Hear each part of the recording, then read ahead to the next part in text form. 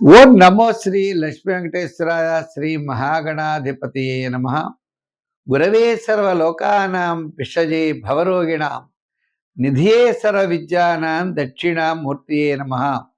ప్రేక్షకుల నమస్కారాలు తెలియజేస్తూ 2026లో మన రాశి గురించి ఎలా ఉన్నది అనే విషయాన్ని తెలుసుకుందాం.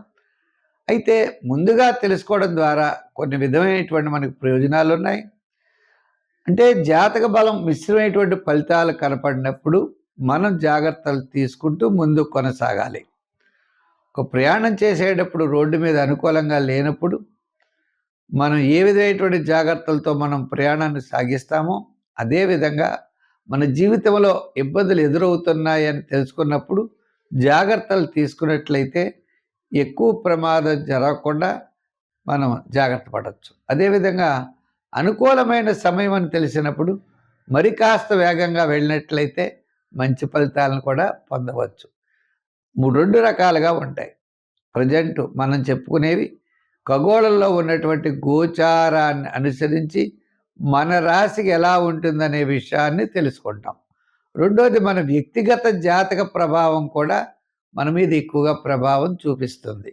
కాబట్టి మనం ఈ సంవత్సరం 2026లో మన రాశికి ఎలా ఉందో తెలుసుకుని వాటికి సులభమైన పరిహారాలు ఆచరించి మంచి ఫలితాలు పొందే ప్రయత్నం చేద్దాం.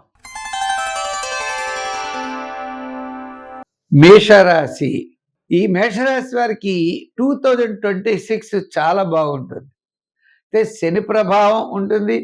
గురుడి యొక్క అనుకూలత కూడా మీకు తప్పనిసరిగా మీ నెలాఖరు వరకు కూడా అనుకూలమైనటువంటి ఫలితాల మీద వెళ్ళే పరిస్థితులు ఉన్నాయి. జీవితంలో చాలా మంచి మార్పులు జరుగుతాయి. అవి శ్రమతో కూడిన మార్పులు అవుతాయి.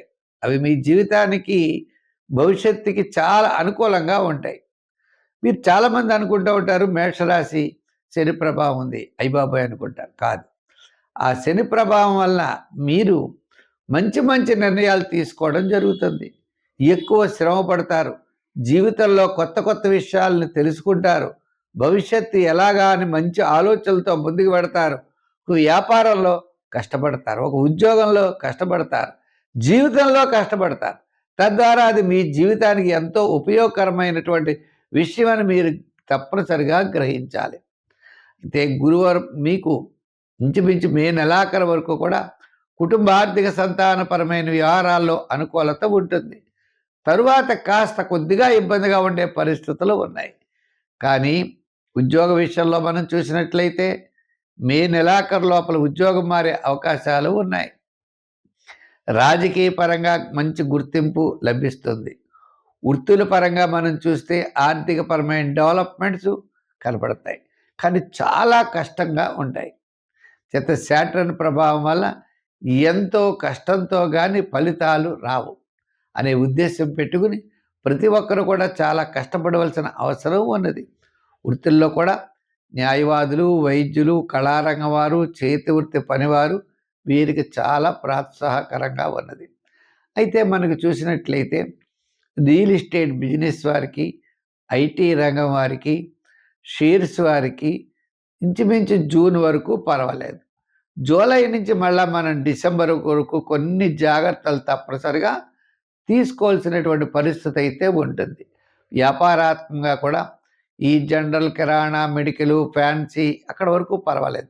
నూతనమైన వ్యాపారాలు చేయడానికి, నూతనమైన పెట్టుబడులు పెట్టుకోవడానికి జూన్ నెల వరకు చాలా అనుకూలంగా ఉంటుంది. జూలై నుంచి డిసెంబర్ వరకు నూతనమైనటువంటి విషయాల్లో చాలా జాగ్రత్తలు తీసుకోవాలి. అనవసరమైనటువంటి పెట్టుబడులకి చాలా దూరంగా ఉండాలి.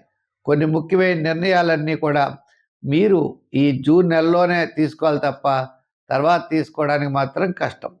వ్యవసాయ రంగం వారికి, టెక్నికల్గా ఉన్నటువంటి వారికి, ఒక స్వతంత్రంగా ఉన్నటువంటి వృత్తులు చేసేవారికి, ఆర్థికపరమైనటువంటి డెవలప్మెంట్స్కి పెద్దగా ఇబ్బంది అయితే ఉండదు. అయితే మరి ఈ రాశి వారు తప్పనిసరిగా చేయవలసింది సంఖ్యల్లో ఎక్కువగా 4, 7, 9 సంఖ్యలు వాడండి. రంగుల్లో ఎరుపు, తెలుపు అలాగే గోల్డ్ కలర్స్ వాడండి. ఆరాధనలో శనివారాలు బాగా చేయండి. శనీశ్వరుడికి తైలాభిషేకం చేస్తూ ఆయన మిత్రుడైనటువంటి ఆంజనేయ స్వామిని ఆరాధించడం ద్వారా మరి రాబోయేటువంటి జూన్ నెల వరకు నెంబర్ 1గా ఉంటుంది. జూన్ నుంచి మిశ్రమైనటువంటి ఫలితాలు ఉంటాయని గుర్తించండి.